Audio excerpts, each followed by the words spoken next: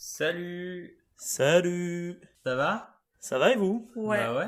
Super. Bon, vous êtes... Ah, super, vous marchez, parce que là, vous étiez bloqué pendant l'espace d'un instant. Et c'est une super mise en scène chez vous, il y a un mur blanc. Ça... Ouais, comme ça tu pourras incruster des trucs vraiment bizarres. Ouais, c'est ça. Bon alors, comment vous allez du coup en ce moment? Bah Ça ça va. va, confinement entre amis, donc on n'est pas les plus mal lotis, Mm. j'imagine. Donc, Mm. Ouais, confinement entre amis du coup. Ok. Et Ouais, toi? on se fait une petite colloque confinement. Moi, bah écoute, ça va. Confinement entre tout seul et entre amis, c'est l'avantage. Puisque là, je suis chez moi, mais à côté, là dehors, il y a Raphaël, il y a Fanchon, etc. Ah, qui ok. vit dans le même immeuble en fait. Donc du coup, c'est comme si on était en coloc quoi en fait. Ah ouais, trop bien. Attends, on arrive, le chat est rentré dans la pièce. Il a forcé la porte. Il a forcé la porte. Le chat a forcé la porte. Bah c'est Voilà. normal en même temps si les humains sont dans la. Ces humains sont pas dans la même pièce, donc il doit les surveiller. Viens là, Charlie, viens dire bonjour. Viens. Viens. Merci, Charlie, merci de me faire passer pour une conne. Il ne passera jamais en vidéo. Pourtant, on l'a déjà entendu hein, ce chat sur de tout et de rien. Ah ouais? Ah, on l'a déjà entendu Ouais, bébé, ouais, Charlie. en arrière-fond, ouais. C'est Shastar, quoi.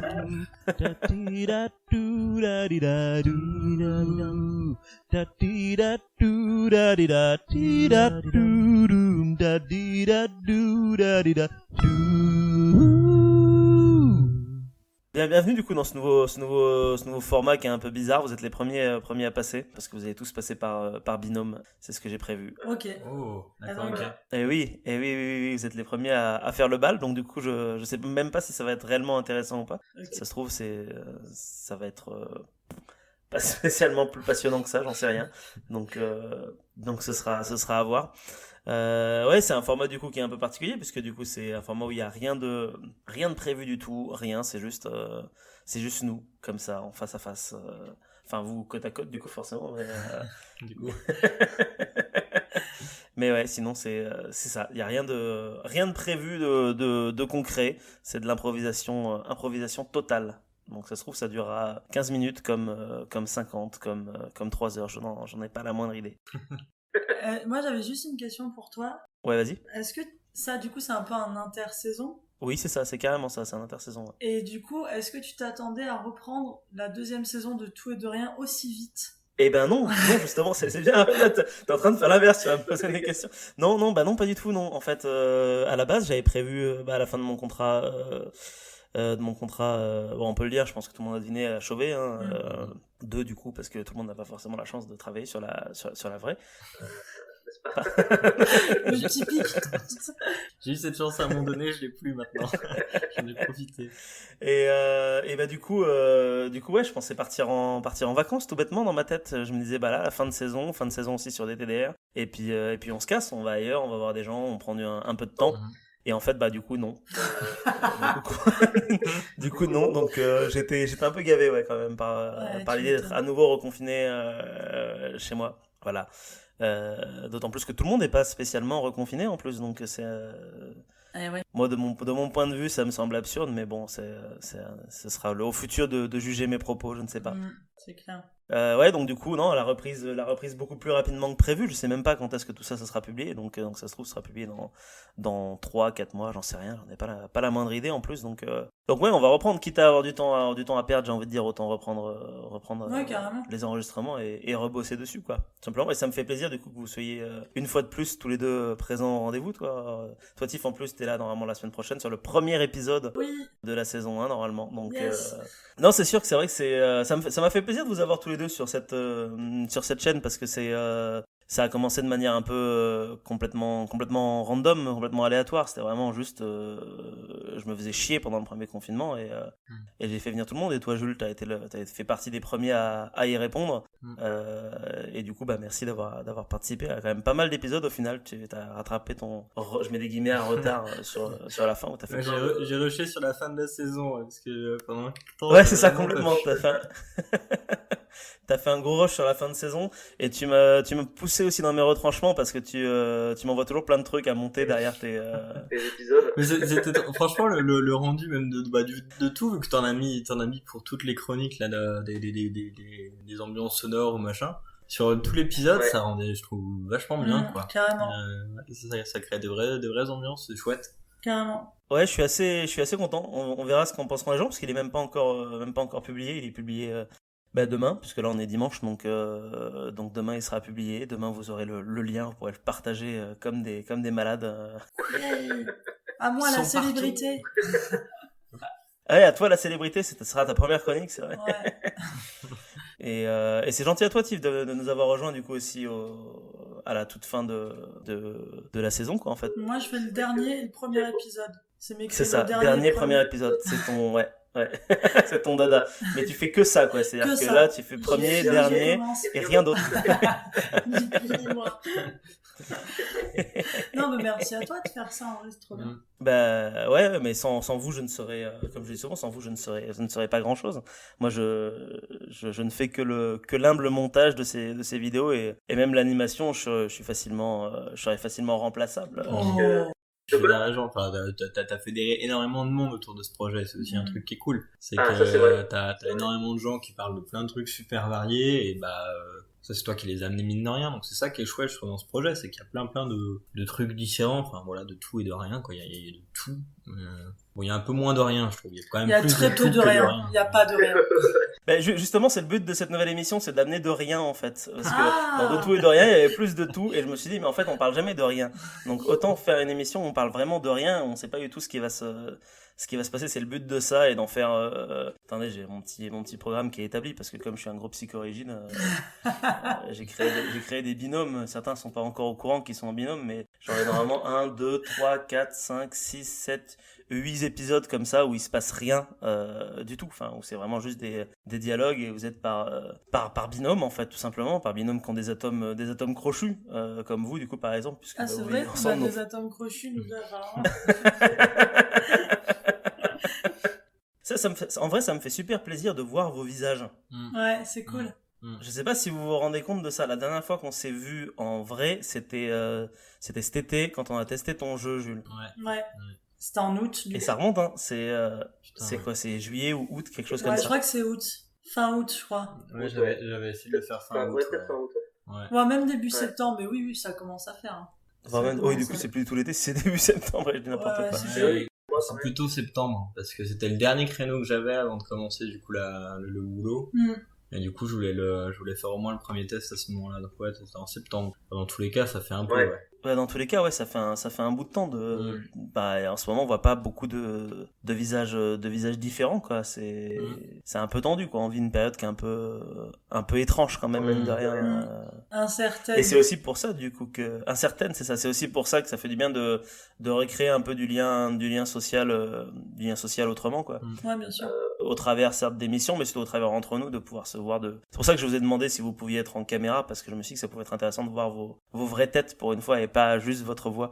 D'ailleurs, je sais pas si vous avez remarqué, putain, on dirait une Ouais. vidéo de Norman, mais je sais pas si vous avez remarqué, mais je trouve que dès qu'on dit le mot confinement, les gens ont plus tendance à se téléphoner et à se faire des visios. Alors que hors confinement, des potes que tu verras pas pendant 3 mois, ben, tu sais, tu fais ta vie et tu vas pas forcément les appeler ou faire des visios. Emmanuel Ouais, mais- Macron, il a dit confinement jeudi soir. J'ai eu je ne sais combien de personnes au téléphone après, tu vois, alors que c'est quelque chose que je pourrais faire tout le temps et même en visio ou quoi. Enfin, du coup, je trouve ça marrant de se dire voilà, ça crée ça aussi le confinement, quoi, un lien autre, quoi, qui est cool aussi, auquel on pense pas forcément, je trouve. Et donc, Ouais, c'est parce que ça. là t'es presque arrêté, alors c'est rien, sinon on court tous tout le temps, et en fait un mois ça passe comme ça, et t'as pris des nouvelles de personnes, t'as machin, enfin il y a plein nombre de fois où ça m'arrive de faire ah merde putain, enfin, ça fait 2 semaines qu'il faut que j'envoie un message à machin, et en fait tu penses pas quoi, et enfin c'est con, mais Ouais, carrément.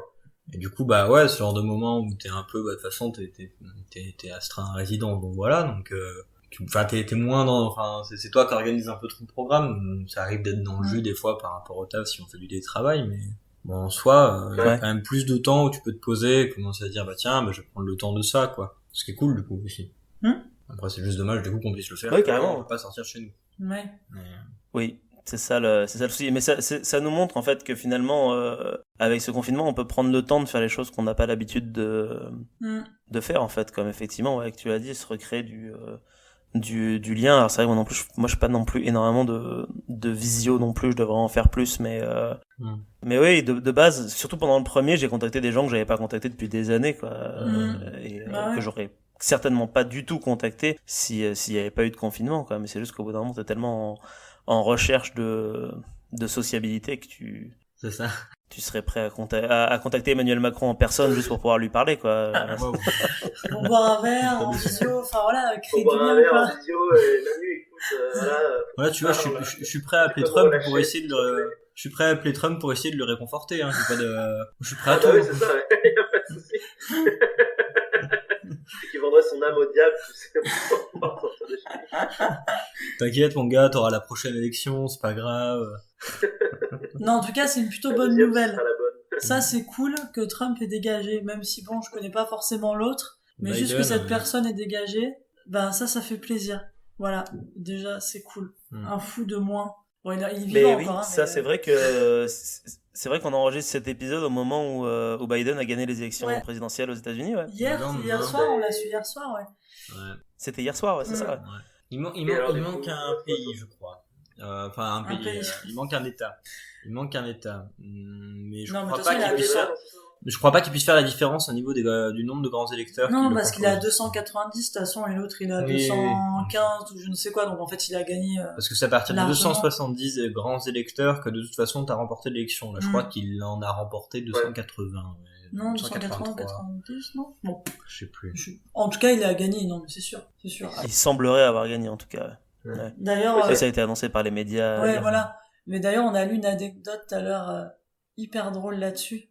En fait, Trump, je crois que c'était hier. Tu sais, Trump, il a fait appel à ses avocats pour dire qu'en fait, il y avait eu de la fraude, tout ça. De toute façon, il avait dit qu'il le ferait, donc bon, au moins, ça, on peut pas lui reprocher. Ouais. Il tient ses engagements, quels qu'ils soient. Voilà. Mais en fait, du coup, il a envoyé l'adresse, enfin, il a tweeté l'adresse de cette conférence de presse où il est avec ses avocats pour dire ce qu'il va faire, en fait, ce que cette équipe-là va faire. Ouais. Et en fait, ils se sont trompés d'adresse et au lieu d'envoyer l'adresse d'un hôtel de luxe dans lequel devait se tenir la conférence, ils ont envoyé l'adresse d'un paysagiste, tu vois, dans une zone industrielle. Et en fait, c'était trop tard. Du coup, ils ont quand même dû tenir la séance de presse, quoi, devant le magasin de paysagiste dans une zone industrielle qui est entre un crématoire et un autre magasin qui vend des livres pour adultes. Et là, elle a tenu sa conférence de presse là-bas. Voilà. Je trouve que c'est très drôle. C'est fantastique. Je ne connaissais pas cette anecdote. Voilà. Ah, mais il lâche rien. Hein. Ça, on peut pas dire, il a pas peur du ridicule, hein, pour être un très bon comédien, je pense, parce qu'il y a pas de souci, hein, il y va, il se donne à fond. Le problème, c'est qu'en fait, il a que ça. Et c'est un très bon showman, mais il a que ça, en fait. Oui, ouais, mais c'est suffisant, en fait, d'être capable de se mettre en scène comme ça devant des millions de personnes et d'en faire des caisses. Ça a marché, d'ailleurs, une fois. Donc, ouais, voilà. Bien sûr. Il est devenu président Donc, c'est que ça montre que ça marche. Et tu vois, il y a pas que ça aux États-Unis, hein. En France, c'est la même chose. Macron, c'est beaucoup de communication, très bonne communication. En fait, dans plein d'autres pays, c'est le cas en ce moment. C'est les plus grandes gueules qui remportent les élections, parce qu'en fait, je pense qu'on est tellement, on a un tel besoin d'image. Je sais pas si c'est les réseaux sociaux ou juste, je sais pas, la classe sociale ou j'en sais rien. On a un besoin d'image et que si on nous fournit pas cette image-là du mec jeune, du mec dynamique, en tout cas du mec fort, viril ou je ne sais quoi, tu vois, bah le gars passera pas. Même s'il a les meilleures intentions du monde, il passera pas, tu vois.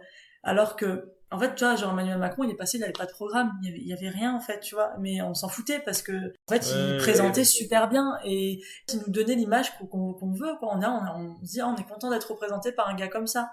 Tu vois, enfin, en termes d'image, waouh, il rend bien, tu vois. Il y a un côté marketing, quoi, en fait. Ouais, totalement. Et on est pareil que les Américains, et c'est normal, parce que déjà, on est des Occidentaux et on partage quasi la même culture aujourd'hui, et en plus, on a tous cet attrait à l'image, hein. On a tous cet attrait à l'image qui est fou, quoi. Mais ouais. À côté, c'est et la question, du coup, qui est intéressante que t'as soulevée, c'est d'où ça nous vient, ça, maintenant, ce nouveau truc de se dire qu'on va élire plus des gens qui sont des showman plutôt que des gens qui... parce que quand on regarde les discours des vieux présidents, que ce soit Pompidou, Mitterrand, De Gaulle, c'est mou, quoi. C'est vrai que c'est pas du tout des gens qui arrivent à se mettre en scène, quoi. Mais c'est pourtant quand même des gens qui se sont élire, mais pour d'autres raisons. C'est assez hallucinant, comme on a vu, enfin, spécialement notre génération, je pense, parce qu'on est on est né à un moment de transition où on se rend compte t'as Chirac, puis ensuite il y a Sarko, puis ensuite Hollande, puis ensuite Macron, et ça devient de plus en plus, ça devient de plus en plus spectaculaire, quoi, en fait. Chirac, c'était un grand showman. Chirac, il a été aussi élu pour ça. Chirac, c'était la classe à la française, tu vois. C'était le mec, tout le monde était là, tu sais, quand il saute le truc de métro, tu vois, ce genre de photos. Mais c'est génial en termes de com, c'est génial. Ouais. Donc ça, je pense que ça a pas commencé avec nous. Je pense que ça a commencé il y a un petit peu avant nous. En tout cas, avant que nous, on ait l'âge de voter, tu vois. Et je pense clairement, avant que nous, on ait l'âge de voter, ouais. Mais on l'a vu, cette graduation d'aller de quelque chose de vraiment très terre à terre jusqu'à quelque chose de limite, c'est limite si les futurs présidents seront pas des influenceurs ou des youtubeurs, quoi. Enfin, on est vraiment dans ce côté de se mettre en scène avant d'avoir quelque chose à dire d'intéressant, quoi, presque. Mais je pense qu'il y a aussi qu'on a un désintérêt pour la politique assez fort. Et on a un désintérêt pour la politique assez fort, mais en même temps, il y a un intérêt grandissant pour, tu vois, tout ce qui est divertissement, Instagram, YouTube, ou même de cinéma, tu vois. Il y a un amour pour le cinéma qui est très fort, et je pense qu'il y a on aurait tous cette espèce d'imagerie-là qu'on a en nous, et on a cette espèce en fait, on compense notre manque de connaissances, enfin, en tout cas, moi, je pense que je fais aussi partie de ces gens-là. On compense parfois notre manque de connaissances sur le sujet par, l'image, quoi. Qu'est-ce que cette personne, tu vois, te fait ressentir, te donne à voir, machin. Et du coup, pour moi, Macron, il a été élu par beaucoup de jeunes. Alors moi, j'ai pas voté pour lui, mais je sais que beaucoup de jeunes ont voté pour lui. T'as quand même à dire, sauver l'honneur, mais genre beaucoup de gens, de jeunes ont voté pour lui parce que le gars représentait, le truc, l'entrepreneur, tu vois, le jeune cadre dynamique, le mec qui envoie. Ouais, il fait jeune cadre dynamique. Voilà. Et eux, ils veulent lui ressembler. Ils veulent être comme lui. Donc, ils vont voter pour lui, même s'ils connaissent rien en politique. Même si le gars avait fait un programme et qu'il lisait le programme, ils se disaient, mais c'est pas possible, c'est trop nul. Mais non, ils auraient quand même voté pour lui parce que le gars représentait quelque chose qu'il voulait être. Et je pense que, je sais pas, je suis pas claire, mais je crois vraiment qu'en fait notre nom... Il représente un idéal, en fait, quoi. Oui, voilà, c'est ça. Plus qu'un projet. Je trouve qu'il y a genre deux points pour ça. C'est par exemple, le premier point, c'est essentiellement par rapport à l'élection de Macron. Je trouve que ça s'explique d'une part aussi par j'ai perdu mon mot, mais du marketing. Ouais, en fait, on n'a pas arrêté un martelage, c'est ça. Merci. Ah oui, d'accord. Un martelage de formules, de manière de voir les choses, de manière de voir le monde, de manière de voir comment ça fonctionne depuis 30, 40. C'est de la communication agressive, quoi. Mais même, tu vois, tout ce truc de la Startup Nation ou machin, j'ai des amis pour qui vraiment, presque à s'engueuler, quoi. Parce que, ils sortent des trucs du genre, un pays, en fait, c'est pas différent d'une entreprise, ça gère de la même manière. Ça vient pas non plus de rien, tu vois, d'arriver à en penser ça, surtout que nous on en parlait, on était à peine majeurs, on avait 18 ans, ça c'est que t'as aussi grandi, que t'as entendu tout autour de toi des trucs qui te font penser ça aussi, ça ne vient pas de rien. Et si Macron justement, il y a cette espèce d'idée de jeune entrepreneur dynamique, vigoureux, du coup la Startup Nation machin, ça vient pas de rien non plus, cet idéal, tu vois, il a été construit par des discours répétés sur des dizaines d'années, et c'est comme ça que ça rentre. C'est ce que montrent super bien les nouveaux chiens de garde, je sais pas si t'as déjà vu ce film. Non, pas du tout, non. Qui parle de justement donc les nouveaux chiens de garde, les chiens de garde étant donc les médias en fait, certains médias dominants où il y a clairement conflit d'intérêts, et c'est assez facile de le démontrer en fait. Et donc les nouveaux chiens de garde justement montrent assez bien ce martelage de discours depuis qu'elles-mêmes, vraiment les mêmes personnes avec les mêmes discours qui sont payés pour ça en fait, qui sont payés pour ça rien que par des conférences machin. En fait, c'est eux qui sont invités, et à partir de ce moment-là, c'est eux que t'entends en fait. Sur des décennies en fait, ça marche très bien. Il y a un moment donné en fait où une fois que t'occupes le discours, t'occupes le reste, quoi, tu vois. Et donc ça c'est le premier point. Et je trouve aussi, mais ça on en parlait il y a pas longtemps à Actif. Je trouve que les réseaux sociaux et la manière en fait que t'as de t'exprimer sur les réseaux sociaux conditionne énormément la manière que t'as de penser également, tu vois. Le fait de pouvoir t'exprimer en très peu de caractères sur des trucs où en fait c'est du défilement, tu vois. Donc ce qui nous intéresse c'est le titre, c'est pas vraiment le développement, on s'en fout en fait.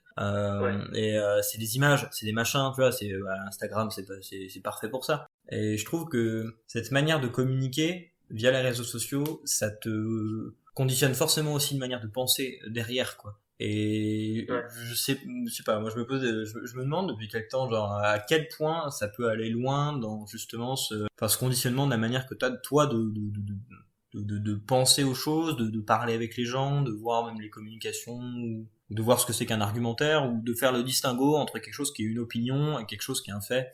C'est con, mais bonjour Charlie Webb. Le chat. Non, oui, c'est sûr que ouais, on vit dans un monde où tout va très vite en fait. Comme tu l'as dit, on consomme et on consomme beaucoup d'informations. Enfin, le nombre de personnes qui vont commenter des publications sur Facebook par exemple en ayant juste lu le titre de la publication et sans être allé lire l'article en question quoi. Mais c'est pas ça qui est important. Parce que Le titre est putaclic mais donne pas spécialement non plus envie de cliquer, donc tu vas commenter sur la publi, mais etc. C'est vraiment de la consommation d'informations quoi. Je trouve que ça va aussi bien d'un bord politique que de l'autre, tu vois. Genre, complètement, ouais. tu vois, je vois plein de gens aussi des fois qui publient des trucs, ouais, telle entreprise a fait ci, quelle horreur. Tu lis, en fait, c'est pas vrai, mais la personne n'a pas lu l'article. Enfin bref, c'est très dangereux. C'est très dangereux et c'est ça qui nous rend fous. Mais c'est hyper dangereux, ouais. C'est clair. C'est le biais de confirmation, de toute façon. Et j'en discutais avec tendance à douter d'un truc qui va dans le sens de cette opinion, quoi. Donc, forcément. Oui. C'est ça. Et j'en discutais l'autre jour avec je sais plus qui exactement. Et cette personne-là me disait une chose assez intéressante, c'est que en fait souvent on critique la jeunesse de comme quoi ils sont pas capables de faire le distinguo du vrai du faux sur Internet. Et en fait on s'est rendu compte de quelque chose, c'est que c'est souvent plus justement la génération d'avant nous qui sont pas nés avec Internet qui sont le plus susceptibles de se faire avoir par ce genre de choses. Oui, De pas vérifier les sources de leurs articles, de lire que le titre, d'être vraiment que là-dedans, etc., etc. Parce que au final, on dit souvent qu'il faut protéger les jeunes, les vingtenaires, etc., même les ados d'Internet. Mais en fait, ils sont nés avec et ils savent mieux que presque que nous, parce que nous, on est une génération qui est intermédiaire. Comment ça marche. Et en fait, c'est plus les gens d'après qui sont susceptibles de se faire avoir par les mécanismes justement très putaclic et très dans le sensationnel d'internet en fait. Et tu vois, je vois même aussi par rapport à la télé. Totalement. Tu vois, mon père il a 67 ans, donc on est encore sur une génération bien avant. Ouais. Désolé papa, je t'embrasse. Et mais tu vois, lui par exemple, pour lui la télé est un biais de confirmation de quelque chose. S'il y a un reportage sur, par exemple, une manifestation à la télé, alors lui il adore en plus BFM CNews, un plaisir, c'est que c'est vrai. C'est que c'est vrai et il n'y a pas à vérifier parce que la télé, normalement, et je vois ce qu'il veut dire et ça serait super bien que ce soit le cas, en fait, mais que ça soit quelque chose d'hyper objectif qui ne t'apporte que du vrai. Et il a du mal à déconstruire ça. Par contre, lui, pour le coup, Internet, il va s'en méfier comme la peste. Tu vois? Donc, j'ai l'impression aussi que ces personnes encore plus âgées, un peu à la génération de mon père, quand je vois que je parle un peu des gens de cet âge-là, il y a vraiment un côté, ou alors ils regardent pas la télé non plus et c'est des gens qui ont un petit peu plus de recul parce qu'ils ont vécu un peu plus de choses et qui vont être justement assez intéressants là-dessus, ou qui n'ont aucun recul et qui vont croire tout ce que dit la télé. Par contre, Internet, ils vont s'en méfier, tu vois.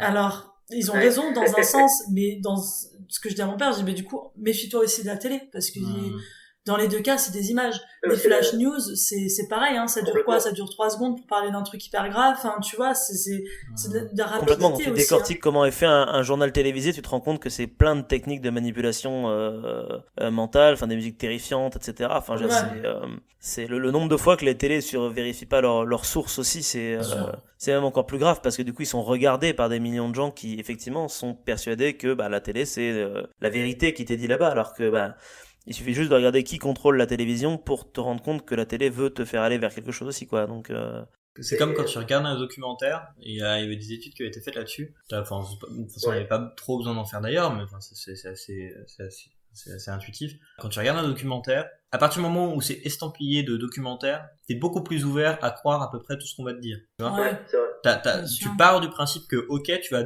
apprendre des trucs et on va t'expliquer des trucs qui sont sérieux, tu vois. C'est aussi pour ça que les docu-fictions marchent super bien. Quand ils reprennent exactement les codes du documentaire, tu rentres à fond dans le truc parce que, en fait, c'est comme si quelqu'un te tapait derrière l'épaule de base en te disant, c'est bon, c'est crédible de base. Maintenant, je suis spécialiste. Ouais, c'est vraiment ça.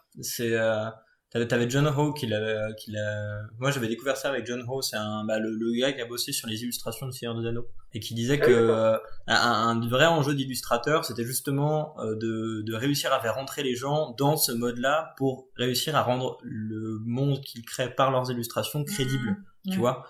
Donc de réutiliser ça du genre typiquement quand tu fais des bestioles qu'en fait elles puissent vraiment exister, je veux dire que ton dragon il tienne vraiment sur 4 pattes, que tu vois bien le poids du truc, que machin, qu'il y ait suffisamment de trucs qui soient crédibles pour que la personne qui regarde l'image rentre dedans en disant ok, tu sais, elle a la suspension d'incrédulité, quoi. Tu fais ok, très bien, je rentre dedans. La suspension consentie de l'incrédulité, ouais, te fait croire que c'est bon. Tu te dis d'accord, j'y crois parce que ça me semble relativement réel, quoi. Voilà. Bien sûr. D'ailleurs, moi qui ai bossé dans le documentaire d'auteur pendant 1 an, ouais, qui est un documentaire qui est encore très différent. Bon, déjà, il faut bien faire la différence entre documentaire et reportage. Reportage, c'est quelque chose qui est très court, et qui est très court, et dans la formule du reportage, c'est-à-dire que ça va durer 10 minutes, un quart d'heure, 20 minutes grand max, mais des fois c'est des trucs 3 à 4 minutes, tu vois, comme Envoyé spécial par exemple, et aussi donc dans le format du métrage, quoi, mais aussi dans la manière dont les auteurs vont créer. C'est-à-dire que dans un documentaire, les auteurs, ils vont aller sur place peut-être 1 an, des fois. 3 à 4 mois, 1 an, 2 ans. Voire des fois des vies entières, en fait. Un reportage, le gars ou la nana, ils vont y aller, je sais pas, peut-être 1 semaine, 10 jours sur place. Et ça va être souvent des trucs beaucoup plus violents, des guerres. Ce qui est pas forcément une mauvaise chose, c'est juste 2 choses complètement différentes. Mais ce que je veux dire, c'est que, tu vois, le documentaire d'auteur, qui est donc encore différent parce que en fait c'est beaucoup plus métaphysique, c'est surtout sur des questions humaines, voilà, c'est des gens qui vont filmer des familles, qui vont des fois filmer leur famille, enfin voilà, c'est très porté sur l'humain. Il faut savoir que beaucoup de choses dans ces documentaires sont jouées, beaucoup de choses sont mises en scène. Alors c'est pas forcément que c'est pas qu'il y a pas de volonté que ce soit pas objectif, mais en tout cas c'est aussi pour des besoins de création, tu vois, pour que ton truc il soit lisible et compréhensible. Donc il y a des choses jouées, il y a des mises en scène, bah vas-y, toi tu vas t'asseoir là, tu vas lui poser telle question et toi tu vas répondre à cette question. Tu vois, en fait je vois, les gens vont pas être filmés pour de vrai sur le vif, tout ça. Alors des fois oui, je dis pas, mais pas tant que ça, vraiment pas tant que ça. Et moi j'ai aussi entendu des trucs dans le genre cette année les auteurs font pas mal de documentaires sur les réfugiés, sur les comment on dit, pardon, les migrants, parce que ça marche bien, ils ont des sous parce que c'est à la mode. Ah oui. Voilà. Ah oui, quand même. Voilà. C'est pas très moral, quoi. Donc non, mais c'est très compliqué. La moralité en plus dans le documentaire est très compliquée parce que du coup tu dois filmer des gens sans les envoyer sur une manière de penser, sans non plus sans faire leur procès. Il y a un documentaire qui est assez intéressant qui s'appelle Cravate, qui est le documentaire d'un jeune homme qui est au parti du FN, qui est pas au FN, au RN du coup maintenant. Désolée de m'être trompée, c'est tellement différent MDR. Comment ai-je pu faire l'erreur? Tous nos éditeurs RN maintenant, Tiff, c'est fini. Et du coup en fait tu filmes un gars qui est clairement qui est dans un parti d'extrême droite, donc il y a des problèmes de racisme, de machin, bref. Il n'en demeure pas quand même attachant parce que ça reste un humain, mais il y a des moments comme c'est du documentaire, et comme le documentaire surtout d'auteur et de gauche, forcément, il y a des moments c'est le procès du gars, quoi, tu vois. Ouais. Et moi ça je trouve pas ça honnête, parce que c'est pas le but d'un documentaire. Et même si les deux mon bord politique, ça reste pas logique non plus. Donc c'est pour ça il faut même se méfier des documentaires. Il faut se méfier toujours des images en fait. En fait, faut se méfier de tout parce que tout a une portée à te faire implicitement te montrer quelque chose, quoi. C'est-à-dire qu'à partir du moment où t'as un auteur, t'as une direction artistique qui est derrière, forcément il va y avoir quelque chose qui sera plus neutre et plus objectif, même un minimum. Même quand tu vois que je vais parler de mon cas par exemple, même quand tu vois qu'un historien ne peut pas réellement être objectif sur ce qu'il étudie, c'est que l'objectivité n'existe pas, en fait, c'est un mensonge. Tu vas toujours essayer de faire passer tes idées ou une idée, même si c'est pas forcément la tienne, même si c'est une commande, à travers une œuvre, quelle qu'elle soit scientifique ou non, en fait. Finalement, il y a presque que en les sciences dures que tu peux croire, et encore même là, dans la dernière chronique que tu avais faite, Jules, on peut avoir une réponse et elle peut être remise en question longtemps après, quoi, parce que tu peux jamais réellement être sûr à 100% d'avoir eu une vraie réponse, quoi. Et puis, aussi, j'ai l'impression que dans l'époque dans laquelle on vit, l'objectivité, c'est encore plus dur parce que tout le monde a un avis. Tu dois avoir un avis sur tout. Tout le temps. Tout le temps. Et en fait, même moi, je vois que je suis totalement rentrée là-dedans. J'ai un avis sur tout, alors que j'y connais rien. On avait vu un mot, c'était super intéressant. On avait vu un gars qui avait fait, je sais plus, c'était une chronique, ou je te rappelle, parler de quelque chose comme si on était hyper expert dans le sujet, alors qu'en fait, on connaît pas. Et en fait, tout le monde fait ça. On fait ça tout le temps. Tu vois, c'est sur le confinement. On est tous les 2 jours en train de dire, on va rester confinés. Oh non, je pense pas. Enfin, tu sais, on fait plein de Oui, on serait des Comme si on le citoyens, savait, mais- tu Ça, vois. après, c'est normal parce que ça nous. Non, tu sais, mais ça c'est nous concerne. normal. Non, mais je dis Mais pas c'est que vrai c'est par grave contre- et je dis pas que c'est vrai que c'est par un contre, problème, mais ouais. c'est le cas, tu vois. C'est le cas. On le fait tous. Donc, c'est pour vrai ça que t'étais l'objectivité. censé avoir un avis sur tout. Voilà, l'objectivité aujourd'hui, contre, elle ouais. sert à rien parce que tu peux pas, parce qu'il faut tout le temps que t'aies un avis. Tu peux pas juste dire je sais pas, je comprends pas ou je machin. Enfin, c'est les réseaux sociaux peut-être, on n'en sait rien, je sais pas. Après, moi, je suis pas forcément persuadé qu'il faut se méfier de tout, tu vois. Non, mais faut avoir un œil critique. Oui, voilà. Un En œil fait, critique et prendre du recul. moi, je trouve juste que faut que tout le monde comprenne qu'il n'y a pas de justement de tu vois que par exemple Le Monde, c'est pas parce que c'est censé être le média de référence en France Ouais. que forcément ils te disent la vérité vraie sans filtre. En fait, c'est même pas forcément d'essayer de faire passer tes opinions, c'est même tout simplement qu'est-ce que tu considères être l'information la plus importante du jour. Déjà ça c'est objectif en fait, parce que, enfin Non, subjectif. ouais. Subjectif parce que déjà là en fait t'es en train de dire qu'est-ce qui me paraît important. Oui, bien sûr. Ça l'est peut-être pas pour tout le monde. Mm. Et en fait, juste d'être ok avec le fait que, en fait, chaque personne qui parle, chaque média, chaque documentaire, chaque en fait façon de donner un regard sur le monde, en fait, elle est forcément née de quelque part et en fait doit être assumée, tu vois.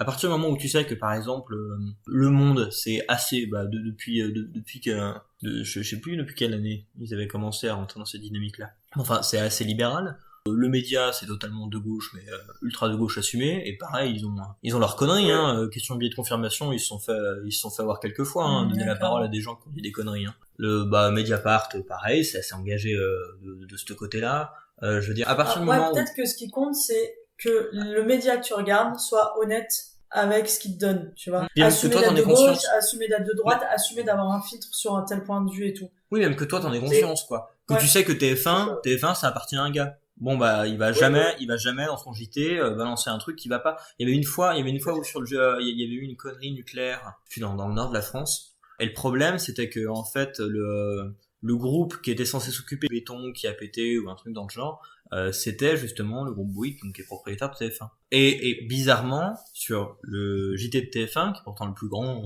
celui qui est le plus regardé, ils en ont jamais parlé. On parle quand même d'un accident nucléaire. Hein. Enfin, un incident nucléaire, c'est pas vraiment, on n'est pas au niveau d'un truc qui a vraiment pété. Enfin, ça reste quand même important, quoi, au niveau national. Ils en ont pas parlé une fois. C'est pas pour rien. C'est juste parce que, ils vont pas s'auto-dénigrer eux-mêmes, en fait. Ils vont pas commencer. C'est ça. Voilà, quoi. Et juste une fois que t'en es conscient, en fait, que tu sais que c'est pas la vérité vraie qui sort de leur bouche, en fait. Il s'est orienté comme partout. Et donc, comme pour tout, faut croiser tes infos. Enfin, juste, tu le sais, et t'en écoutes d'autres, et tu sais aussi que eux sont subjectifs, mais pas forcément se méfier, juste être conscient, en fait, que chacun prendre du recul, porte un discours. prendre du recul et oser dire je sais pas. Oser dire je sais pas, j'en sais rien, j'ai pas d'avis ou machin. Je pense que c'est important. Faut pas, c'est important ça, faut pas avoir peur de dire que tu sais pas et que t'es pas au courant et que tu connais rien, quoi. Ouais, C'est comme quand, je vais faire une allégorie un peu conne, mais c'est comme quand tu vas chez le garagiste, tu fais pas semblant de t'y connaître, tu t'y connais juste pas, et voilà, tu prends sur toi de te dire, voilà, je sais pas ce que c'est que le cardio, quoi, voilà, c'est... Et selon les garagistes, ils vont t'enculer, parce que du coup, ils vont te faire payer Voilà. 2000 balles, un truc en coûtait 50, voilà, c'est comme ça aussi pour le... c'est comme ça aussi pour c'est comme ça aussi pour le reste. Non, mais c'est vachement important ce que vous dites. Mais il y a aussi quelque chose qui est assez intéressant, c'est qu'on sort aussi rarement de notre bulle de confort. C'est-à-dire qu'on soit de droite ou de gauche, on va regarder des médias de droite, on va regarder des médias de gauche qui vont nous confirmer dans ce qu'on pense. Et c'est très très rare les gens qui vont être de gauche et qui vont se dire, allez, je me mate un petit JT de droite, juste pour voir un peu ce qu'ils ont à dire.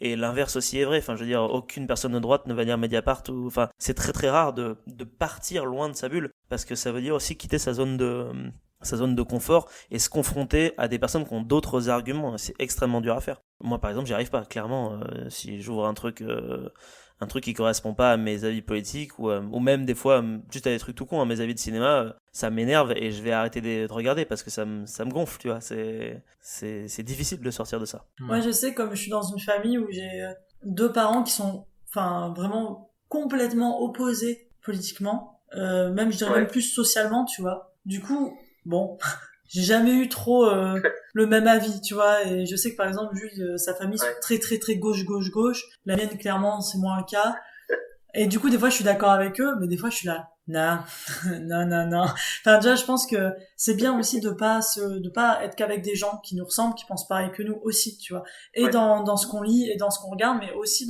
humainement, Moi, je crois qu'avec tous les boulots que j'ai fait, les petits boulots dans des endroits différents, j'ai rencontré tellement de gens qui pensent très différemment que du coup, des fois, ça me permet de prendre un peu du recul et de me dire, attends, parce que toi, tu vois ça comme ça, mais toi, tu viens d'un certain milieu social, t'as une certaine éducation, t'as un certain machin, donc t'as l'impression que c'est la réponse à tout, t'as l'impression que y a le noir et le blanc d'un côté et que machin, et en fait, ben non, enfin clairement pas. Et je pense qu'il faut prendre du recul aussi par rapport à nous, mais c'est compliqué. Enfin, on dit ça comme si c'était facile à faire, mais en fait, c'est un travail qui prend peut-être toute une vie, tu vois.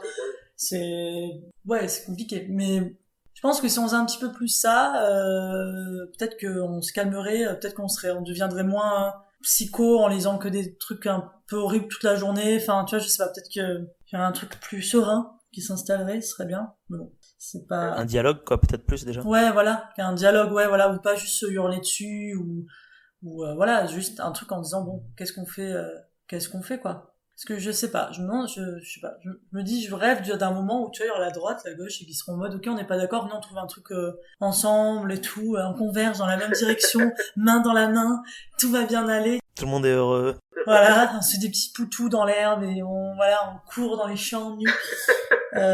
Non, ça n'arrivera jamais, mais c'est beau de rêver. Non, je pense que non. Je vais pas être pessimiste, mais j'y crois pas trop. Je trouve ça juste, alors Macron a très bien, dans sa campagne présidentielle, dit qu'il était ni de gauche ni de droite. C'est ce qui a marché, tu vois, aussi. De dire qu'il était ni pour l'un ni pour l'autre, qu'il était au-delà de cette espèce de guerre de chapelle, de machin.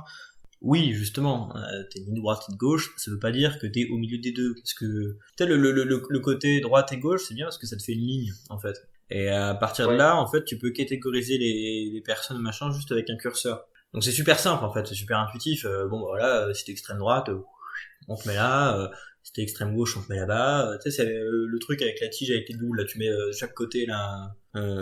Ouais, l'extrême, et puis c'est bon, quoi. Oui, c'est ça, en fait. Et du coup, il peut pas y avoir de latéral, il peut pas y avoir autre chose. C'est juste, voilà, voilà. Et donc, forcément, les extrêmes sont mauvais. Ouais, ils sont au bout, c'est pourri, quoi. Moi, je considère que Macron est extrême libéral. Enfin, tu vois, c'est... oui, ouais. Il est pas du tout dans la ligne. Ouais, parce que voilà. C'est difficile de devoir raisonner en gauche-droite, en fait. Ah oui. De nos jours, on devrait plus raisonner en libéral et non libéral, en fait. Et du coup, tout ce qui est mouvance écolo, tu la mets où, en fait? C'est ça. Elle est forcément du coup au milieu. Du coup, elle se retrouve centriste. Genre, c'est Bayrou qui va devenir porte-parole de l'environnement en France. Le problème étant que l'écologie devrait pas être quelque part sur cette ligne, elle devrait être partout sur la ligne déjà de base. On est bien d'accord. Puisque ça devrait plus être le problème d'un seul parti, ça devrait être le problème de tout le monde, puisque si on fait rien, tout le monde va crever. Donc que tu sois de gauche ou de droite, la Terre ne fera pas d'exception. C'est déjà un petit peu trop tard, mais peut-être qu'on pourrait... J'aime bien, tu regardes dehors en disant ça. Non, mais moi, j'adore la réponse qu'a Aurélien Barraud, justement, à la réponse de mais est-ce qu'il est pas déjà trop tard? Ça, déjà, il commence par dire, bon, attends, on parle de gens qui sont en train de crever, de machin et tout. Enfin, je veux dire, à la fin de la Seconde Guerre, est-ce qu'on t'aurait pas dit, arrêter la guerre? Est-ce qu'il est pas déjà trop tard? Je veux dire, il y a plein de gens qui sont morts. Oui, d'accord, mais enfin, si on arrête la guerre, il y en a plein qui vont pas mourir après. Enfin, elle a pas de sens, en fait, cette question. Dès qu'on peut arrêter un truc pourri, on l'arrête, en fait. On l'arrête, c'est que voilà, quoi. C'est ça. Ouais, on a besoin de se retrouver au pied du mur. On a besoin d'une Seconde Guerre mondiale pour se dire, c'est peut-être pas bien de cramer des juifs, j'en sais rien, tu vois. Déjà, on a besoin de se retrouver comme ça, quoi. Avant ça. Et puis oui, après, il est trop tard pour tous ceux qui sont déjà morts, parce qu'il y en a déjà, je veux dire, même autres qu'humains, il y en a plein qui sont morts, et c'est vraiment pas des morts, ça, c'est pas juste des disparitions, machin, ça aussi, je trouve ça important de le dire, mais c'est des trucs, c'est pas terrible, quoi. Enfin, c'est vraiment des gens, des bestioles qui crament, des poissons enfin, c'est horrible pour un poisson, la manière qu'il a de mourir qu'on a de les quand tuer, il sort de l'eau et qu'il arrive plus à respirer, enfin bref, c'est plein d'êtres vivants qui crèvent, et donc pour ça oui, c'est sûr, il est trop tard. Maintenant on sait que la banquise arctique on l'a perdu aussi, ça c'est trop tard. Ça veut pas dire qu'il est pas assez tôt pour limiter la casse sur le reste, en fait. Et même au-delà de ça, même pas pour je veux dire le changement d'environnement qui est en marche. De toute façon, c'est des boucles de rétroaction positive qui sont engagées, ça, tu peux pas les arrêter. Les choses vont s'alimenter d'elles-mêmes, en fait. Et donc, une fois que c'est lancé, mais après, par contre, tu peux toujours améliorer ta résilience par rapport à ça. Donc, il est jamais trop tard pour repenser une société qui est adaptée à ça, entre grandes guillemets, mais qui au moins, justement, en tient compte et qui essaye d'y penser un peu intelligemment, quoi. Ça, en fait, il y a pas de question de temps pour ça. Il y a un moment donné, faut le faire, quoi. Après, c'est sûr que c'est compliqué de raisonner à l'échelle d'une extinction, parce que on est vraiment dans une phase d'extinction massive. Hein. Ouais, la 6e, c'est ça. Hein. Ouais, et qui est particulier, enfin qui est extrêmement rapide par rapport à d'autres. Ça pareil, on n'en a pas conscience parce que pour nous, ça se mesure sur presque 100 ans maintenant. Ça commence à... Bon, c'est exponentiel, du coup, on le voit de plus en plus, mais ça commence 19e, en fait, réellement, quelque chose comme ça. Et je veux dire, sur notre échelle de temps, on a 20 sur ans, notre échelle de temps, oui. 20, 25, 30, on voit une différence. on voit clairement des espèces disparaître. Ça, c'est quelque chose de super rapide à l'échelle d'une extinction de masse, quoi. Je veux dire, parce que normalement, ça prend des siècles et des siècles et des siècles, des millénaires. Ça dure des millénaires, des centaines de millénaires, voire des millions d'années, quoi. Ouais. Et ça n'a pas empêché des fois de dégager 99% de la vie sur Terre, tu vois, mais c'est long. La seule qui a été un peu rapide au-delà de ça, c'est celle des dinos qui est super connue. Quand l'astéroïde arrive et tombe sur Terre. Ouais, mais qui est dû à un phénomène extérieur aussi, quoi. Voilà, du coup, là ça a tout pété, et bon, là oui, comme dirait Léo Dagan, on crame tout et on repart sur des basses scènes. Tu vois, mais là effectivement ça a été rapide, et encore que, après ça a duré encore quelques temps, avec les retombées de tout ça, avec... du coup les événements que ça a engendré, qui en ont engendré d'autres, etc. Alors, ça, c'est pas... Mais là, en 40, 50 ans, il y a 80% de la vie sur Terre, la biomasse qui a disparu, quoi. C'est ultra rapide, on s'en rend pas compte à notre échelle de temps, parce qu'on fonctionne vachement sur l'instantané, mais c'est ultra rapide. Et ouais, d'ici quelques temps, quelques siècles, hein, le monde aura vraiment une autre gueule, quoi. Je pense pas d'ici quelques siècles. Hein. Ouais, il y a même des gens qui disent d'ici quelques années, quoi, en fait. Ouais. 2050, je crois, dans les trucs les plus dramatiques qu'on puisse avoir. Sachant que les trucs les plus dramatiques, ils les renvoient tout le temps à la baisse, parce qu'en fait, ils pensent jamais assez négatif, tu vois. Non, ils ont peur de passer, pendant longtemps, ils avaient peur de passer pour trop alarmistes. Ouais. Ils auraient peut-être dû, hein. De toute façon, on les aurait pas écoutés, on les écoute toujours pas. Tu veux dire, on les écoute toujours pas, donc ouais, bon, c'est pas faux. C'est pareil. Ouais, mais de toute façon, comme tu l'as dit, Tiff, on va réagir au dernier moment, comme d'habitude, quoi. Sauf que le problème, c'est que, après les animaux ou les végétaux, c'est les humains qui vont mourir, quoi, du coup, donc... Mais justement, je sais pas s'il y a vraiment de dernier moment, tu vois, pour ça. Parce que ça va toujours être graduel. Le seul truc sur lequel il va falloir qu'on réagisse sur l'instantané, ça va être quand des gens vont devoir émigrer de manière massive. Ce qui est déjà le cas. Voilà, ce qui est déjà le cas. Et on voit très bien comment on réagit. On les dégage, on les ramène sur la mer pour qu'ils aient crevé, on les ramène. Et en fait, le seul truc, je pense, sur lequel on va réagir, parce que au pied du mur, c'est sur des guerres. C'est le seul truc, en fait. Guerres, et du coup, ce sera toujours pas par rapport à l'environnement, ce sera juste par rapport à tes voisins qui veulent avoir de l'eau, tu vois. Ouais. Et au final, à aucun moment, vraiment, je crois pas qu'il y a un moment donné où on va être au pied du mur du côté environnemental. Ou en tout cas, pas directement. Oui, ce sera pas la cause, ce sera la cause première, mais on réagira aux causes secondaires dues à cette cause-là, en fait. Nous, on réagira plutôt au conflit et on trouvera des solutions au conflit plutôt que trouver des solutions à l'amont. Parce que ça sera toujours progressif. Ouais. Ce sera toujours petit à petit, en fait. Et suffisamment de ça, c'est le truc de la grenouille que tu mets dans l'eau. Tu la mets dans l'eau bouillante, elle saute tout de suite. Tu la mets dans l'eau, tu fais chauffer petit à petit, elle y restera jusqu'à être ébouillantée, en fait. C'est la même chose. C'est trop progressif pour qu'on arrive à le prendre en compte en réagissant sur de l'instantané, quoi. Donc je sais pas si à un moment donné, on sera au pied du mur vis-à-vis de ça. Mais c'est intéressant ce que tu dis, et j'ai un exemple tout droit issu de la pop culture qui me vient en tête. Vous aviez vu Avengers ou pas, les derniers? Ouais. Ouais. Dans Avengers Infinity War, on me présente le personnage de Thanos, qui est le grand méchant, tout ça, et qui veut éradiquer la moitié de la vie dans l'univers pour des raisons clairement écologiques, en fait. De se dire, voilà, il y a trop de monde dans l'univers, donc on peut pas survivre, donc on en tue la moitié, comme ça, après on ira mieux.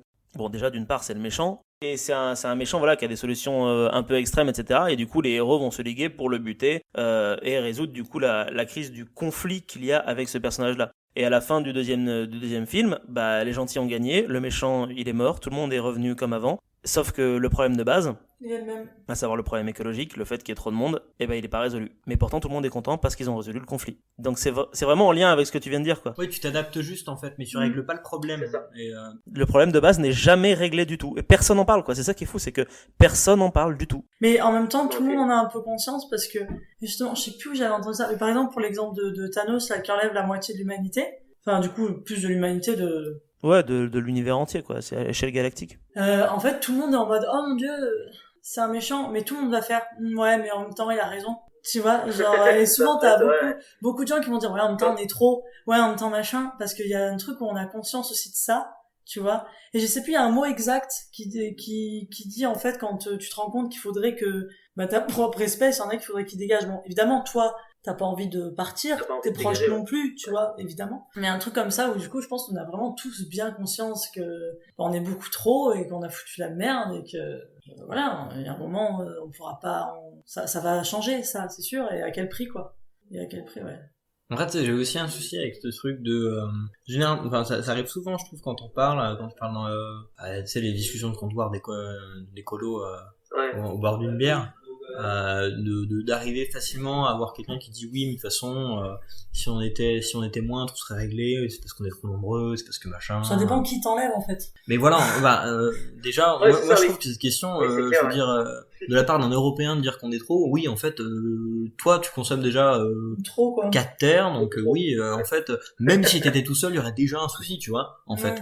Et en fait, c'est pas tant ça le problème, c'est pas le problème du nombre, c'est juste le problème du mode de vie, en fait. Enfin, c'est-à-dire que on pourrait être exactement, déjà pour nourrir tout le monde, je veux dire, l'OMS, ça fait des années qu'ils me disent qu'on peut le faire, c'est juste un choix, hein, je veux dire, on choisit volontairement de surbouffer à un endroit et de surnourrir des gens et de sous-nourrir d'autres personnes, quoi. Voilà, enfin c'est un choix, hein, je veux dire, techniquement on peut le faire. Et après, même du point de vue du coup écolo, je veux dire justement du coup il y avait Aurélien Barraud qui avait eu une intervention que j'avais trouvé géniale. Il avait été dans un truc d'école de commerce, je crois. Et il était avec des intervenants, du coup qui avaient pas du tout le même discours que lui, quoi. Et donc lui il arrive, il fait son speech, c'est dramatique, et il arrive, il balance les trucs de façon ça c'est mort, ça c'est mort, ça c'est mort, ça c'est mort. Donc, voilà. Et forcément après, donc t'as les gars en costard qui arrivent, alors t'en as un qui a, alors moi vous savez je suis ingénieur, ça fait 40 ans que j'entends les gens faire un peu, voilà, avoir ce genre de discours alarmiste, quand même avoir les pieds sur terre, écoutez, moi j'ai une formation d'ingénieur, je sais un peu les problèmes, donc on identifie les problèmes et on les règle. Bon, le problème c'est quoi? C'est le CO2, et ben écoutez, on va avoir telle réponse d'ingénieur à ça, tel truc pour revitaliser le CO2, il balance 3 trucs, il fait voilà, c'est un problème sur lequel il faut qu'on planche de manière sérieuse, de manière un problème, on trouve des solutions techniques. Et puis après Aurélien Barraud reprend la parole et il fait je trouve ça merveilleuse parce que vous voyez que apparemment les personnes qui sont décisionnaires n'ont même pas compris le problème, parce que là moi tout ce que je vous ai raconté ce n'est absolument pas lié au changement climatique. Les 80% de la biomasse sur Terre qui ont disparu, c'est simplement lié à la réduction des espaces de vie, à leur chasse intensive, à l'exploitation du coup de forestières insensées, à machin. En fait, c'est juste lié à nous. C'est pas lié à un CO2 magique ou machin, enfin, pas du tout. Les conséquences du changement climatique, on les a pas encore vues. Et on a déjà perdu 80% de la biomasse sur Terre. Donc, vous parlez d'un problème dont vous n'avez même pas compris, en fait, les raisons. C'est incroyable, je trouve. Enfin, c'est que, c'est énormément de gars qui sont en mode, oui, voilà, ok, il y a une espèce de problème général fictif, un truc, voilà, mais en fait ils n'ont même pas compris quel était vraiment le problème, et donc et je pense même pas le voir, enfin, parce que ça en cause, si effectivement c'est le mode de vie et c'est pas une espèce d'épée de Damoclès divine qui s'appelle le CO2, c'est plus difficile à gérer, parce que ça veut dire que non, ce qui pose problème c'est la manière dont toi tu vis, en fait. Ouais, c'est ça. Ouais. Et c'est ça que les gens ont du mal à accepter, c'est l'idée de devoir changer leur mode de vie et leur mode de consommation. Et c'est plus simple de se mettre des grosses œillères et de pas regarder les vrais problèmes qui sont à côté et qui sont implicitement, directement dus à notre société, à nous, quoi. De te dire qu'il y a une menace à la Sauron, alors qu'en fait non, c'est toi qui fous la merde, tu vois. Ouais, c'est ça. C'est toi Sauron, en fait. Oui, c'est ça. Ouais, super. C'est nous les orques, en fait, dans le film de notre vie. Moi, le matin, quand je me réveille, c'est sûr, je suis un orque, hein, y a pas de... j'ai pas de... Moi, ça me déprime. Tu vois, là, ça y est, je suis déprimée. Ouais, j'ai senti, ouais. Il y a ça aussi, je pense, genre, il y a qu'on veut pas le voir parce qu'on a pas envie de se sentir responsable de machin, puis on veut pas le voir parce que, putain, bordel de merde. Tu t'y poses un petit peu là-dessus, tu y penses chaque jour de ta vie, mais t'es un peu au bout du rouleau, quoi, parce qu'en fait, c'est hyper, ça fait peur, en fait. C'est hyper incertain. Ah bah complètement, c'est terrifiant, c'est terrifiant. C'est terrifiant. Mais moi, j'avais essayé de lire l'année dernière, l'effondrement de, attends, je vais retrouver. De Pablo Servigne. Comment tout peut s'effondrer, effectivement, de Pablo Servigne et de Raphael Stevens. J'ai essayé de le lire, je l'ai lu, j'ai lu, je crois, la moitié. Et en fait, au bout d'un moment, je me suis arrêté parce que je me prenais la tête contre la main, je me disais, mais putain, mais c'est la merde. Et c'est con, j'aurais dû continuer parce que le livre se termine avec les solutions, je mets des guillemets à ça, j'avais lu dans les différents chapitres, mais c'est vrai que ouais, c'est terrifiant, tu lis un truc comme ça et tu te dis, mais en fait, à quoi bon continuer, c'est la merde. Solution, apprendre à planter des patates, de la salade, et réutiliser son caca pour faire du compost. Ouais, mais et voilà. même là, tu vois, par exemple, j'étais avec une amie au téléphone il y a quelques jours qui me disait qu'apparemment, légalement, en France, tu n'as pas le droit d'acheter des graines de créer tes propres graines et de les planter. T'es obligé d'acheter des graines et des graines Monsanto qui ne repoussent pas après derrière. Enfin, c'est absurde. C'est-à-dire que tu peux faire du deal de graines de plantes. C'est incroyable. J'ai appris que ça cet été, j'étais en mode, comment j'ai pu vivre toute une vie sans avoir conscience de ça? C'est quand même fou. Genre, c'est fou. J'ai appris ça cet été, quoi. Et j'étais là, mais putain, tu te rends compte? Tu n'as pas le droit si tu as envie d'être autosuffisant, tu peux pas. Impossible. C'est illégal d'être autosuffisant. Tu peux te faire arrêter techniquement, t'as même pas le droit de faire tes propres vêtements aussi. T'as une loi qui t'empêche de fabriquer tes vêtements, tu dois les acheter. Tu dois payer les patrons et tout. Ouais, non, mais c'est un truc de fou, C'est hallucinant. Ouais. C'est un truc. Pareil, le fait que t'es obligé d'avoir un compte en banque, tu vois. C'est des trucs tu peux pas garder ton argent sous ton matelas, quoi, en fait. T'es obligé de être affilié au système, en fait. Voilà, c'est ouais. Après, bon, je comprends aussi l'utilité de ce genre de choses. C'est aussi, d'avoir des aides, d'avoir des machins, d'avoir... autant l'utilité du système bancaire, des aides, je veux bien, mais par contre, l'utilité de que t'aies pas le droit de faire planter tes tomates. C'est fou. Ça, c'est dégueulasse, tu vois. C'est la même chose que pour les lampes. Enfin, je veux dire, la première lampe qui a été créée dans le monde, elle marche toujours. La première ampoule, pardon, je me suis mal exprimé, la première ampoule marche toujours. Le principe de l'obsolescence programmée a été inventé par les gens qui ont inventé les ampoules. Enfin, qui ont commercialisé les ampoules. Pour pouvoir continuer à en vendre. Enfin, on pourrait tous avoir la même ampoule toute notre vie. C'est dégueulasse, quoi. C'est un truc de malade. C'est presque risible, tu vois. Je trouve ça presque risible, quoi. Ah, mais s'il y a des formes de vie autres que la nôtre qui nous regardent, ils doivent se marrer, hein. Ah, mais là, ils sont en train de voir les Marseillais à Mykonos, ou je sais pas, pour eux, hein. Après, on est au même niveau. les formes de vie potentielles les plus proches de nous, c'est des bactéries, non? C'est potentiellement des espèces de vers des profondeurs. sur une lune de peut-être qu'ils sont très avancés technologiquement. Sur la lune Europe. Sur Europe, pardon, de Jupiter, du coup. Et sur Europe, t'as les océans, c'est ça, ouais. Ouais, en fait, il y a de la glace. En fait, elle est entièrement recouverte de glace. Et ça a un noyau, mais sa signature est celle d'une planète tellurique, donc t'aurais de la roche, en fait, t'aurais un noyau comme sur Terre, quoi, au fond. Ce qui veut dire que sous la glace, sous plusieurs centaines de mètres de glace, t'as vraisemblablement de l'eau liquide qui est en contact avec du coup quelque chose qui est chaud à la base, en fait. Qui est chaud. Tu vois, et donc potentiellement des remontées, des coups de magma et tout. Et sur Terre, on voit très bien comment ça se passe quand c'est ça. Au niveau de toutes les remontées parce que ça te remonte énormément de minéraux, en fait, tout ça, qui justement rentrent dans l'eau de mer grâce à ce genre d'entrée, quoi. Et on a des espèces de c'est des vers qui ressemblent un peu à des algues et tout machin sur Terre. Tu sais, c'est un peu blanc et rouge. Ouais, d'accord. Je vois. Ça. Et donc potentiellement, du coup, la vie la plus proche de nous, c'est sur Europe, et ça a une espèce de forme de ver de l'espace. De vers de l'espace, et qui doivent probablement pas avoir la télé pour nous regarder, je pense. Non, pas trop, même pas la lumière, apparemment. Et ils sont probablement très heureux. Voilà. Et ils sont bien. Ils sont tranquillous. Je trouve ça cool, par contre, de se dire que potentiellement les extraterrestres déjà sont pas si loin. Sont pas si loin. Ouais. Et par contre, voilà, sont pas trop du genre à te faire Independence Day, quoi. Non, clairement, ils auraient aucun intérêt à venir sur Terre, justement, parce qu'ils vivent dans l'eau, quoi. Enfin, ou alors ils viendraient envahir les Atlantes dans les profondeurs, quoi, mais ils nous laisseraient tranquilles en surface. Ils viendraient titiller Cthulhu. Cthulhu. Ouais, non, Cthulhu. Ça a pas rendre mauvaise ambiance. Ouais. Cthulhu, ouais, pas terrible. Ça va, ouais. Bah, vous préférez quoi, le réchauffement climatique ou Cthulhu? Au moins, ça irait plus vite avec Cthulhu, hein. Ouais, non, mais. Ouais, mais on a une chance potentielle avec le réchauffement climatique. Mais comparé à d'autres bestioles de fin du monde, Cthulhu, c'est pas, il arrive et tout le monde. Et il détruit, merde, c'est tout le monde devient fou, dément, malsain. Tu vois? Il prend contrôle de ta tête. les yeux de Tiff. Quand tu lis les trucs de Lovecraft, les gens ils deviennent fous, tu vois. Ah, mais ils deviennent tarés, ouais. C'est pas agréable. T'as vu d'ailleurs, Marc, la bande-annonce pour la couleur, je sais pas quoi là? Ah oui, il y a un film qui va arriver. Alors, putain, déjà, ils ont pris Et Nicolas Cage. Déjà ça pue. C'est ou un chef-d'œuvre ou une merde infinie. Et ça risque c'est d'être quoi ce hilarant. Et ça va être l'adaptation de la nouvelle La couleur tombée du ciel. Je sais pas si tu connais, Marc. Alors attends, je vais regarder. La couleur tombée du ciel, donc c'est un bouquin de Lovecraft où en fait le pitch c'est que t'as un gars qui vient pour faire un géologue quoi, enfin un géologue. Je sais plus s'il est géologue ou s'il bosse vraiment dans l'administration. En gros, il arrive et il y a un projet de barrage sur une vallée et donc il va voir les habitants pour voir un peu, pour voir comment ça va se faire, pour voir un peu les terrains qui vont être impactés par la remontée de l'eau, pour machin et tout. Et puis là, il va en parlant, on va lui dire non mais de toute façon cette terre-là, moi je veux pas y aller. Il y a des histoires super. Enfin, il y avait, je sais plus comment ils appellent ça. Enfin, ils lui ont donné un nom, une espèce de période sombre. Mais il arrive pas à savoir plus. Et puis du coup, on lui dit allez voir.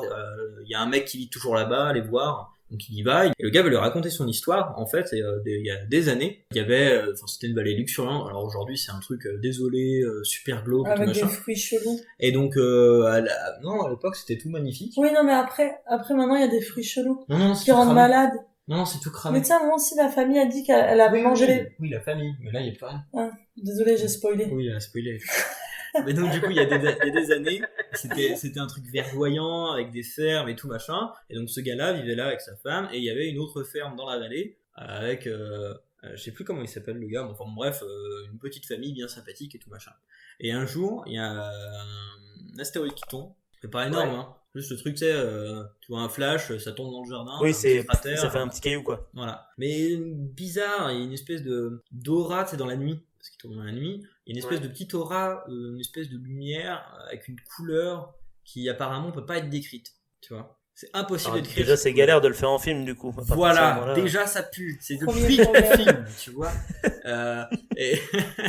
Et donc, du coup, il va se passer ça. Il y a des géologues qui arrivent, qui vont essayer de l'étudier. Bon, finalement, le truc va se désagréger de lui-même assez vite. Et il y a plus rien.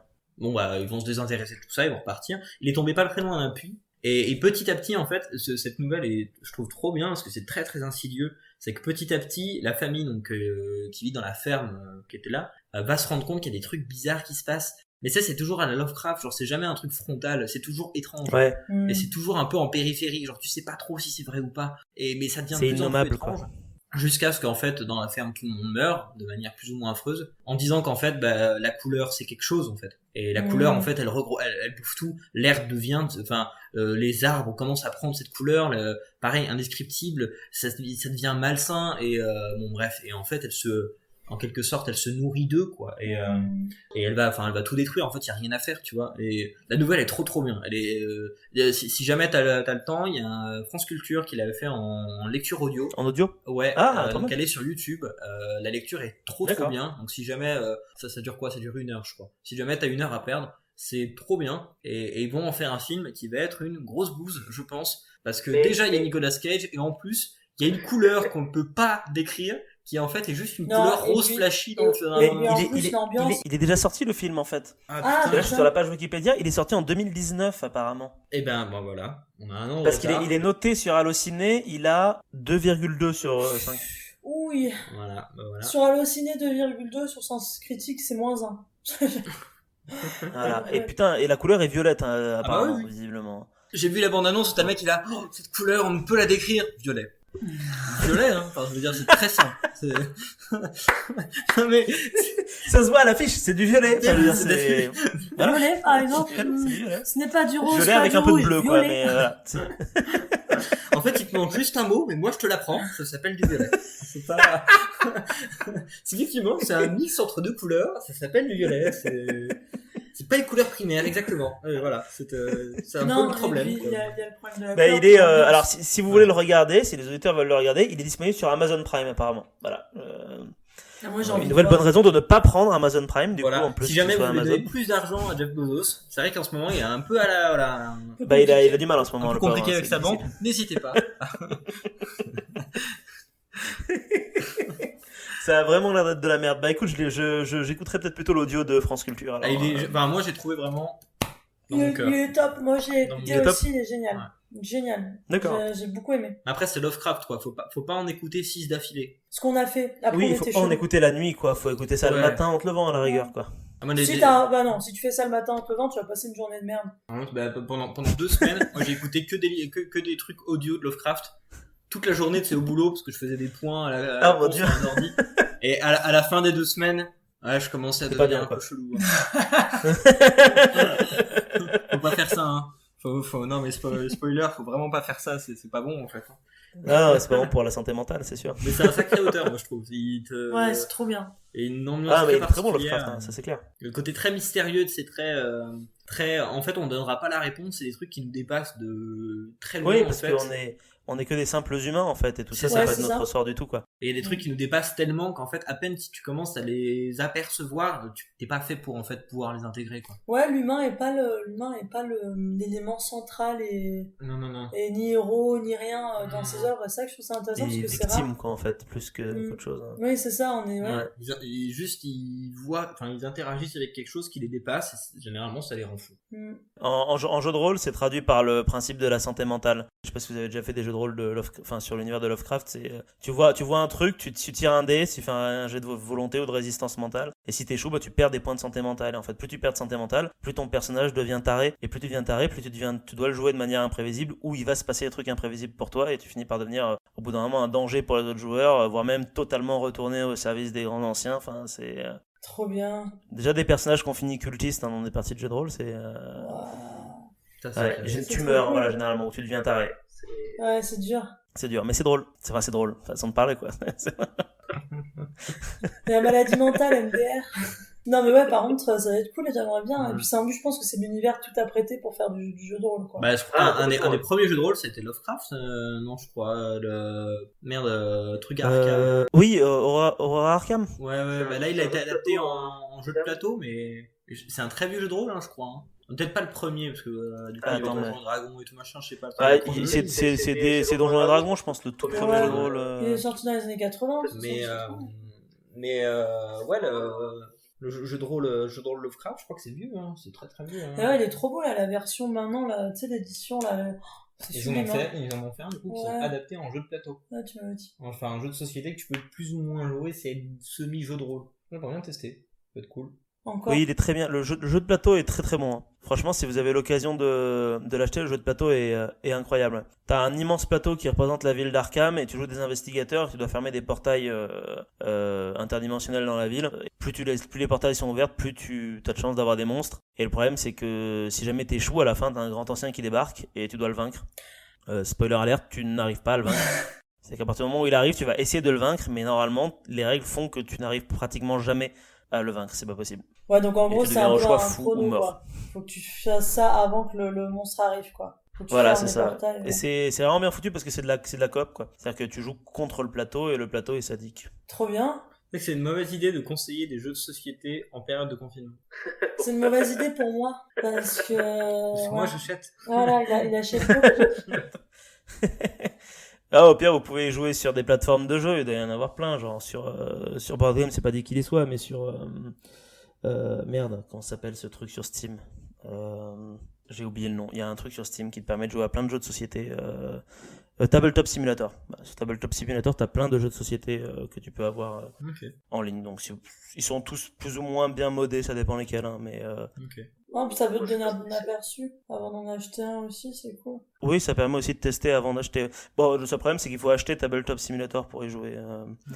Il doit pas coûter bien cher par contre, je pense. Mais moi, je l'ai pas parce que je trouve ça dommage de jouer à des jeux de société en ligne. Enfin, je préfère les avoir en... Bah oui, c'est sûr. Ouais. Mais bon, enfin, je dis ça, mais quand on sera confiné pour la 6e fois l'année prochaine, peut-être que je changerai d'avis, tu vois.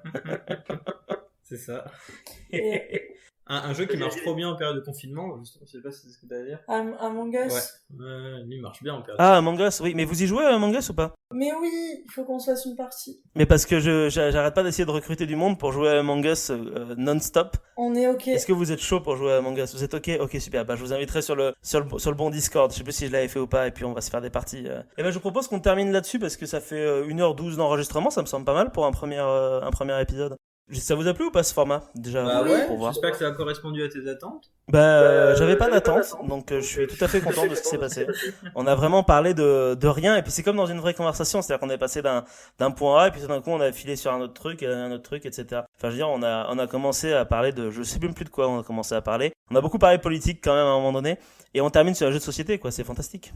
Ah bon, on a commencé par Trump, on a fini par Lovecraft. Je pense qu'on est resté un petit peu dans le même univers. Non, on a fait, L'enfer. on a fait élection américaine, médias, politique en général, environnement, fin du monde, Lovecraft.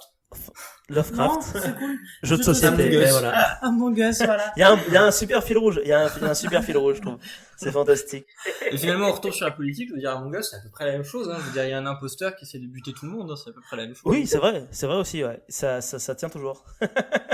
Bon bah en tout cas, bah merci à vous d'avoir répondu présent pour ce premier format, c'est chouette. Ça me fait plaisir. Bah si ça marche bien, il y en aura peut-être d'autres après, plus différents binômes ou plus de monde, je sais pas trop. On verra. Mais ça m'a fait plaisir de vous voir en vrai, je mets des guillemets à vrai aussi. Bah oui, nous aussi, Marc. Et merci également à nos chers auditeurs, en espérant que vous soyez tous au rendez-vous. Bah on se voit très vite pour des parties de Among Us alors du coup. Ouais, grave. Ouais, carrément. Yes. Super, nickel. Bon bah écoutez, Ciao, à tout bientôt, bon bon après. dimanche. Salut, À plus. Marc.